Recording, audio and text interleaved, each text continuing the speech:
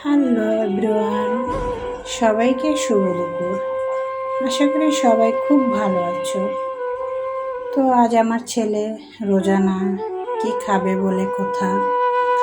তো দুপুরবেলা হয়ে গেছে, তো ওর জন্য হালকা পাতলা কিছু আমি রান্না করলাম। ফ্রিজে পাবদা মাছ ছিল, ওটাকে আমি রান্না করেছি আলু দিয়ে। ওইটাই তোমাদের মাঝে শেয়ার করলাম। আমি তো দুপুরে রান্না করি না, ইফতার শেষে তারপর পাকঘরে এসে রান্না করি। তো আজ ছেলের জন্য কি করব, রান্না তো করতেই হবে। তো আলু দিয়ে পাবদা মাছ রান্না করেছি।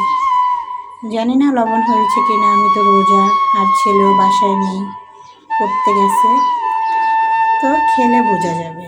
তো আশা করি সবাই খুব ভালো আছো। আল্লাহ হাফেজ।